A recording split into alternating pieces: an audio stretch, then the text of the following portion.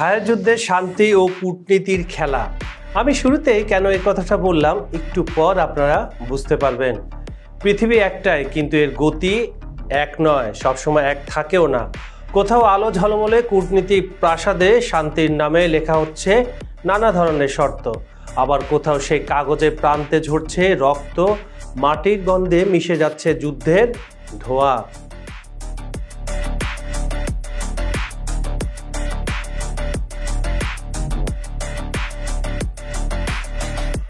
রুশ president Vladimir Putin দিয়েছেন ছয়টি শর্ত। যুদ্ধ থামবে তবে তার নিয়মে। কিন্তু ইউক্রেনের দক্ষিণ ফ্রন্টে ঝাপড়ঝিয়া আর পোকরভক্সের আকাশ এখনো ধোঁয়ায় ঢেকে আছে। মধ্যপ্রাচ্যের সমস্যা নিয়ে আলোচনার টেবিলে বসেছে তেহরান ও মস্কো। আর দূর ল্যাটিন আমেরিকায় ভেনেজুয়েলা সাজাচ্ছে সেনাবাহিনী সম্ভাব্য আগ্রাসনের আশঙ্কায়। এজন্য এক নতুন যুগের সূচনা, যেখানে শান্তি মানে আর যুদ্ধের শেষ নয়, বরং আরেক যুদ্ধের আগে নিঃশ্বাস নেওয়ার বিরতি মাত্র। আজ আমরা দেখব সেই বিরতির মাঝের পৃথিবীটা কেমন হয়। শর্তবদ্ধ শান্তি, উত্তপ্ত রণক্ষেত্র আর কূটনীতিক টানাপোড়েনের এক নতুন মানচিত্রে। আজকের খবর সংযোগের বিশ্লেষণমূলক সেগমেন্টে আমরা খুঁজে দেখব এই ঘটনার ভেতরের গল্প, সেই জটিল কৌশল, প্রভাব আর শক্তির লড়াই যা প্রতিটি দেশের কূটনীতি ও সিদ্ধান্তকে নির্ধারণ করছে।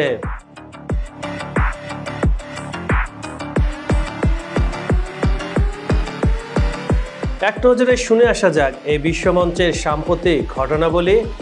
আপনারা পৃথিবীর কোন প্রান্ত থেকে আমাদের দেখছেন কমেন্টে জানাতে ভুলবেন না।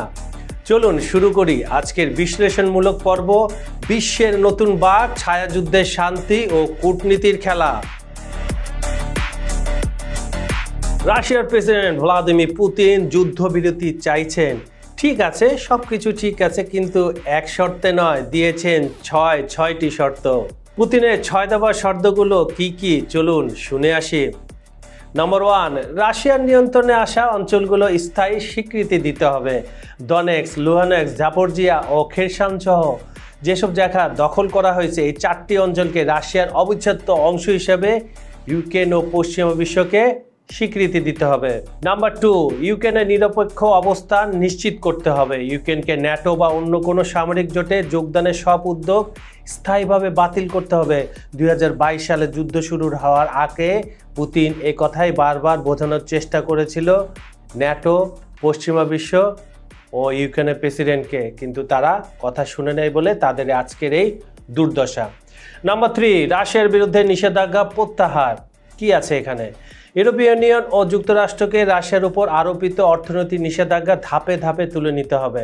তারা কিন্তু বলছে না, পুতিন বলেনি যে একদিনে উঠে দাও, ধাপে ধাপে উঠে দাও, কারণ 16,000-এর উপরে নিষেধাজ্ঞা রয়েছে রাশিয়ার উপরে। নম্বর 4, রুশ ভাষা ও সংস্কৃতির আইনি স্বীকৃতি। ইউক্রেনকে রুশ ভাষাকে সহরাষ্ট্রীয় ভাষা হিসেবে সংবিধানে স্থান দিতে হবে এবং রুশভাষী জনগোষ্ঠীর সাংস্কৃতিক অধিকার নিশ্চিত করতে হবে। নম্বর 5-এ কি আছে? সীমান্তে আন্তর্জাতিক নিরাপত্তা পর্যবেক্ষণ। তার মানে হচ্ছে যুদ্ধবিরতি কার্যকর রাখতে জাতিসংঘ বা নিরপেক্ষ দেশগুলোর তত্ত্বাবধানে সীমান্তে পর্যবেক্ষণ ব্যবস্থা গঠন করতে হবে। আর এটাই হচ্ছে সবচেয়ে ইম্পর্টেন্ট শর্ত। এটা পশ্চিমারাও চাচ্ছিল। তাহলে দেখা যাচ্ছে যে কয়টা শর্ত বললাম তার মধ্যে একটা পশ্চিমাদের শর্তের সাথে কিছুটা মিলে যায়। আর সর্বশেষ যে শর্ত রয়েছে 6 নম্বর, সেটা হচ্ছে ন্যাটোর পূর্বমুখী অস্ত্র মোতায়েন নিষিদ্ধ। কি রয়েছে সেখানে? ইউরোপের পূর্বাঞ্চলে, বিশেষ করে পোল্যান্ড ও বাল্টিক অঞ্চলে নতুন কোনো ন্যাটো ঘাঁটি বা মিসাইল প্রতিরক্ষা ব্যবস্থা স্থাপন না করার নিশ্চয়তা দিতে হবে পুতিনকে। এই যে শর্তগুলোর কথা দিয়েছে, এই যে 6টি শর্তর কথা বলেছে ভ্লাদিমির পুতিন, তা রাশিয়া এই নিয়ে পশ্চিমা বিশ্ব কি বলছে? তারা বলছে ওয়াশিংটন ও ব্রাসেলস ইতিমধ্যে পুতিনের প্রস্তাবকে একতরফা এবং বাস্তবতা বিমুখ, অবাস্তব বলে প্রত্যাখ্যান করে দিয়েছে।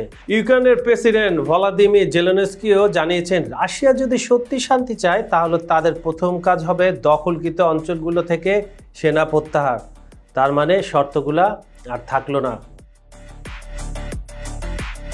যখন কূটনীতিকরা আলোচনার টেবিলে বসে শান্তির শর্ত সাজাচ্ছেন, তখন ইউক্রেনের দক্ষিণ পূর্ব ফ্রন্টে বাস্তবতা সম্পূর্ণ ভিন্ন রূপ নিচ্ছে। ঝাপরজিয়ার দক্ষিণ অঞ্চলে ইউক্রেনের সেনারা এখন প্রতিরক্ষায় ব্যস্ত। কিয়েভের পক্ষ থেকেও পরিস্থিতি আশঙ্কাজনক বলে আনুষ্ঠানিক স্বীকারোক্তি এসেছে।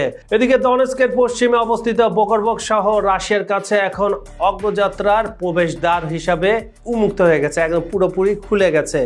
শহরটির অবস্থান কৌশলগতভাবে গুরুত্বপূর্ণ, অনেক গুরুত্বপূর্ণ, কারণ এখান থেকে ডনেৎস্ক যাওয়া যায়। ডনেৎস্ক হচ্ছে সবচেয়ে বড় ডকইয়ার্ড, কারণ এখান থেকে রেল লাইন, জ্বালানি সরবরাহ এবং লজিস্টিক যোগাযোগ রাশিয়ার হাতে গেলে পুরো ডনেৎস্ক ফ্রন্টের ভারসাম্য বদলে যেতে পারে। একই সঙ্গে উত্তরের কুপানক্স অঞ্চলেও রুশ বাহিনী অগ্রগতির দাবি করছে। তারা বলছে স্থানীয় রেল স্টেশন এবং তেল ডিপো এখন তাদের নিয়ন্ত্রণে। যদিও ইউক্রেনের প্রতিরক্ষা মন্ত্রণালয় বলছে অবস্থান পরিবর্তন মানে পরাজয় নয়, এটি নতুন প্রতিরক্ষা লাইন গঠনের অংশ। তার মানে তারা জায়গাটা হারিয়েছে, কিন্তু স্বীকার করছে যে আমরা কৌশলগত কারণে জায়গাটা ছেড়ে দিয়ে গেছি। আর এবার সোজাসুজি বল না, তাদের হাত থেকে, তোমাদের হাত থেকে আস্তে আস্তে সব কিছু চলে যাচ্ছে। ফ্রন্টলাইন সূত্রগুলো জানায় সাম্প্রতিক সপ্তাহগুলোতে রাশিয়া ব্যাপকভাবে ড্রোন, আর্টিলারি ও স্যাটেলাইট নজরদারি বাড়িয়ে দিয়েছে। এর ফলে ইউক্রেনের বাহিনী তাদের প্রতিরক্ষামূলক ঘাঁটি পরিবর্তনে বাধ্য হচ্ছে। সামরিক বিশ্লেষকরা বলছেন ফ্রন্টলাইনে গতিশীলতা এসেছে, রাশিয়ার ড্রোন ও সংখ্যাগত শ্রেষ্ঠতা একই সঙ্গে কাজ করছে। তবে মনে রাখতে হবে এটি নতুন বছরে পুরনো এক সংঘাতের নতুন চ্যাপ্টার মাত্র। এখানে প্রতিটি অগ্রগতি সাময়িক হতে পারে, দখল মানেই বিজয় না, কিন্তু রাশিয়া বিজয়ের দিকেই আগাচ্ছে। তাদের মতে এই পর্যায়ে যুদ্ধের চরিত্র মূলত কৌশলগত ক্ষয়, যেখানে লক্ষ্য কোনো শহর দখল নয় বরং প্রতিপক্ষের মনোবল ও সরবরাহ ভেঙে দেওয়া। শান্তির প্রস্তাব যতই আলোচিত হোক, মাটির বাস্তবতায় যুদ্ধ এখনও থামেনি, বরং প্রতিদিন নতুন রূপ নিচ্ছে, তীব্রতা বাড়ছে। রুশ বাহিনী বীর দর্পে ইউক্রেনের একেবারে হৃদস্পন্দনে পৌঁছে যাচ্ছে। টেলিফোনে এক গুরুত্বপূর্ণ আলাপে ইরান ও রাশিয়ার পররাষ্ট্রমন্ত্রীরা কাবুল আর ইসলামাবাদের সাম্প্রতিক যুদ্ধবিরতি চুক্তিকে স্বাগত জানিয়েছে। কাতার ও তুরস্কের মধ্যস্থতায় সম্পূর্ণ এই সমঝোতা আফগানিস্তান পাকিস্তান সীমান্তে দীর্ঘদিনের সংঘাত কমানোর সম্ভাবনা তৈরি করেছে। আলাপের মূল এজেন্ডা ছিল মধ্যপ্রাচ্যের উপত্যকার সংকট ও আন্তর্জাতিক পরমাণু শক্তি সংস্থা IAEA বোর্ডের চলমান আলোচনাও। দুই পক্ষই এই ইঙ্গিত দিয়েছেন যে মধ্যপ্রাচ্যে স্থিতিশীলতা ও মানবিক সহায়তা নিশ্চিত করতে বহুপাক্ষিক আলোচনার ক্ষেত্র আরও প্রসারিত করা প্রয়োজন।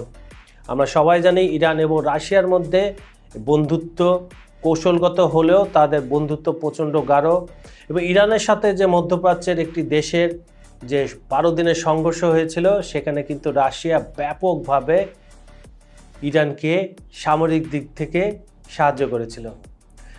বিশ্লেষকরা বলছেন এই ধরনের দ্বিপাক্ষিক যোগাযোগ প্রমাণ করে রুশ কূটনীতি এবং ইউরোপের বাইরে নতুন পরিধি করছে। মধ্যপ্রাচ্য, দক্ষিণ এশিয়ায় অস্থিতিশীলতার ভেতরেও মস্কো তার প্রভাব বিস্তারে সক্রিয় রয়েছে। মস্কো এখন সব জায়গায় তার প্রভাব ধীরে ধীরে তার বন্ধুদের মাধ্যমে বিস্তার করছে।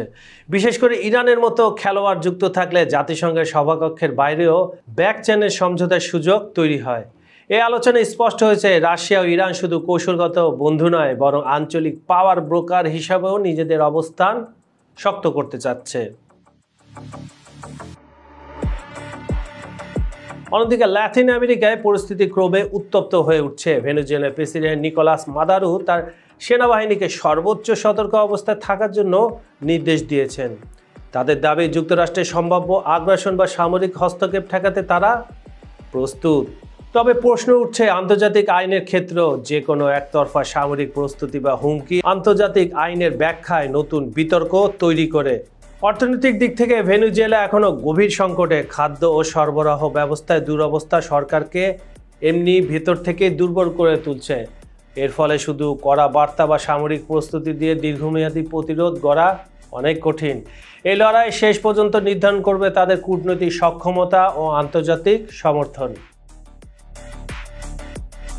শান্তির কথা যতই বলা হোক, প্রতিটি শর্ত আর প্রতিটি যুদ্ধক্ষেত্রের গল্প এক নতুন ছাপ ফেলে বিশ্ব রাজনীতির মানচিত্রে। কাগজে শান্তি লেখা সহজ, কিন্তু মাটিতে সেটি কার্যকর করা একেবারে ভিন্ন যুদ্ধ। আর জনজীবনের চাপ এই 3 রেখায় নির্ধারণ করবে কে আগে হার মানবে আর কে নিজের শর্ত বদলাবে। এটাই ছিল আজকের খবর সংযোগের বিশ্লেষণের গভীরতায়। অনুষ্ঠানটি কেমন লাগলো আমাদের কমেন্টে জানাতে ভুলবেন না। ভিডিওটি ভালো লাগলে লাইক, কমেন্ট ও শেয়ার করুন। আর খবর সংযোগের ইউটিউব চ্যানেলটি সাবস্ক্রাইব করে রাখুন যাতে আগামী পর্বের আপডেট সবার আগে পান। আপনারা পৃথিবীর কোন প্রান্ত থেকে আমাদের অনুষ্ঠান দেখছেন সেটিও জানিয়ে দিন। আমি কাজল হায়দার আজ এখানে বিদায় নিচ্ছি, তবে কথা দিচ্ছি আগামীকাল একই সময় একই চ্যানেলে আবারও ফিরে আসব একটি নতুন টপিক, নতুন বিশ্লেষণ আর নতুন ভাবনায়। সবাই ভালো থাকুন, সুস্থ থাকুন, ধন্যবাদ।